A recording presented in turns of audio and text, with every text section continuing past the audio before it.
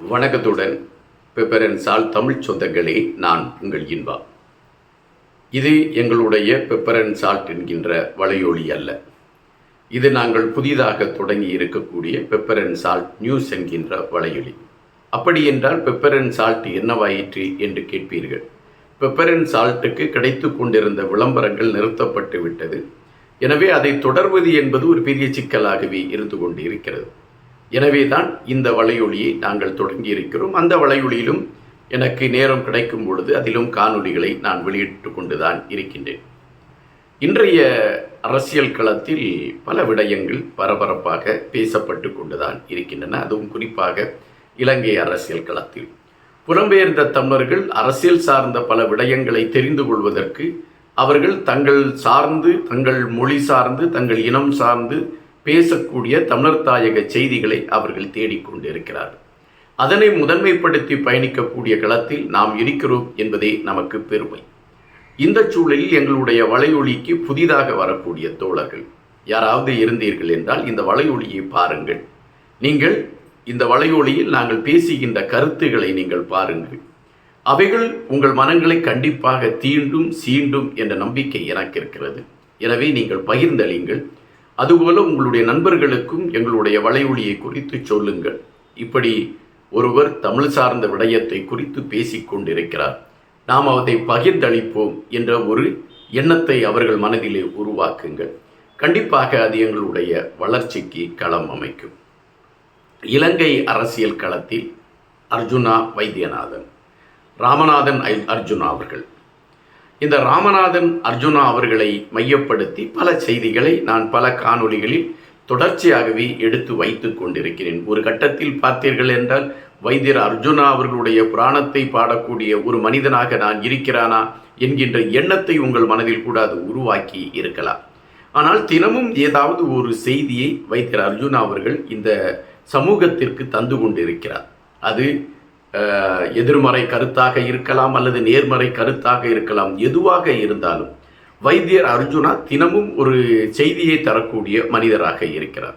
எனவே அவரையும் மையப்படுத்திய செய்திகளுக்கு நாமும் ஒரு களம் அமைக்க வேண்டிய ஒரு கட்டாயத்தை அது கொடுத்து விடுகிறது. தற்பொழுது வைத்தியர் அவர்கள் மன்னிப்பு கேட்டிருக்கக்கூடிய விடயம், இந்த மன்னிப்பு கேட்டிருக்கக்கூடிய விடயம் என்ன பெரிய பிரச்சனையா?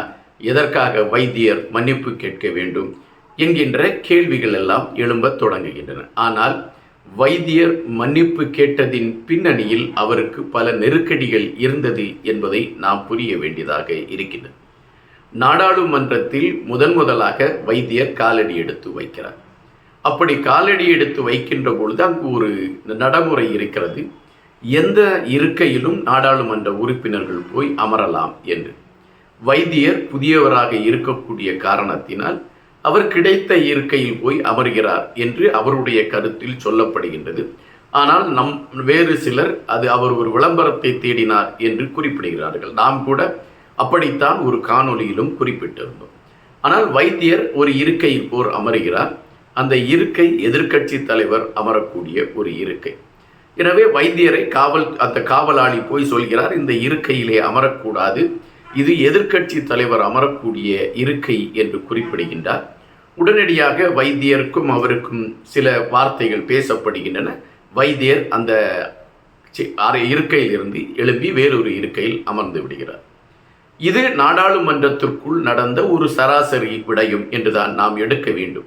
ஒருவேளை வைத்தியர் தன்னை விளம்பரப்படுத்துவதற்காக எடுத்துக்கொண்ட நிகழ்வு என்று எடுத்துக்கொண்டால் கூட அது ஒரு தனி மனிதன் சம்பந்தப்பட்ட விடயம் என்று எடுத்துக்கொள்ளலாம். ஆனால் சிங்களத்தை சார்ந்தவர்கள், தங்களுக்கான அடையாளம் கிடைக்காமல் தேர்தலிலே புறந்தள்ளப்பட்டவர்கள், மக்களால் புறக்கணிக்கப்பட்டவர்கள் தங்களை அடையாளப்படுத்துவதற்கு ஒரு களத்தை தேடிக்கொண்டு இருந்தார்கள். அவர்கள் உடனடியாக ஒரு கருத்தை பதிவிட்டார்கள். அதாவது இலங்கையிலே நாம் எந்த இயக்கத்தை அழிக்க வேண்டும் என்று பாடுபட்டோமோ அந்த இயக்கத்தை சார்ந்த ஒருவர் எதிர்க்கட்சி தலைவர் ஆசனத்தில் அமரக்கூடிய அளவிற்கு சுதந்திரம் கிடைத்திருக்கிறது, இது நாட்டுக்கு பெரிய பாதகம் என்கின்ற கருத்துக்களை எடுத்துக்கொண்டு அவர்கள் இனவாத பிரச்சனையை உருவாக்குவதற்கான முயற்சிகளை எடுக்க தொடங்கினார்கள். இதற்கு சில ஊடகங்களும் ஒத்துவத தொடங்கியது. இந்த ஊடகங்களின் ஒத்துதல் இந்த ஒதுக்கப்பட்டு சிங்கள மக்களால் ஒதுக்கப்பட்டு அடையாளத்திற்காக அலைந்து கொண்டிருந்தவர்கள் எடுத்த நிகழ்வுகள் என்று பல நெருக்கடிகள் வைத்தியரை விரட்ட ஆரம்பித்தது. இது தமிழ் மக்களுக்கும் சிங்களர்களுக்கும் இடையே மீண்டும் ஒரு பெரிய பிரிவினையை உருவாக்குவதற்காக எழுப்பப்பட்டிருக்கக்கூடிய சூத்திரமா என்கின்ற சந்தேகம் எழும்பத் தொடங்கியவுடன் வைத்தியர் மன்னிப்பு கேட்க வேண்டும் என்கின்ற ஒரு நிலைப்பாட்டை எடுக்கக்கூடிய ஒரு நெருக்கடி அவருக்கு உருவானது. அதன் அடிப்படையில் தான் வைத்தியர் இப்பொழுது மன்னிப்பை கேட்டிருக்கிறார். அந்த மன்னிப்பை கேட்டிருக்கக்கூடிய வைத்தியர் மிக தெளிவாகவே குறிப்பிட்டிருக்கிறார். நாடாளுமன்றத்திற்குள் நான் முதலாக வந்திருக்கின்றேன். எனக்கு இந்த இருக்கைதான் நீங்கள் அமர வேண்டும் என்று யாரும் ஒதுக்கல் செய்யவில்லை. எந்த இருக்கையிலும் அமருங்கள் என்று சொன்ன பொழுது கிடைத்த ஒரு இருக்கையில் அமர வேண்டும் என்கின்ற எண்ணத்தில் மட்டும்தான் நான் போய் அமர்ந்தேன். இதில் எந்த விதமான அரசியல் கிடையாது, எந்த விதமான விளம்பரம் கிடையாது, அல்லது எந்த விதமான என்னை பிரபலப்படுத்தக்கூடிய முயற்சியும் கிடையாது.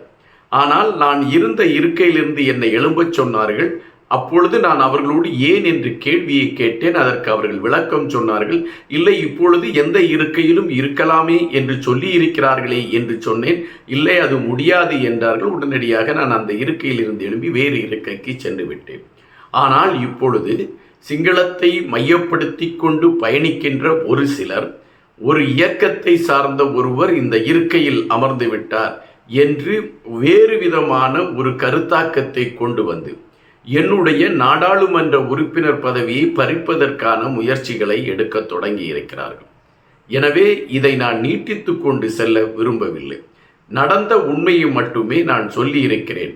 நான் நடந்த விதம் யாருக்காவது புண்படுத்தலை ஏற்படுத்தி இருந்தால் நான் கண்டிப்பாக அவர்களிடம் மன்னிப்பு கோரிக்கொள்கிறேன் என்று வைத்தியர் மன்னிப்பு கோரி இந்த பிரச்சனைக்கு இப்பொழுது முற்றுப்புள்ளி வைத்திருக்கிறார்.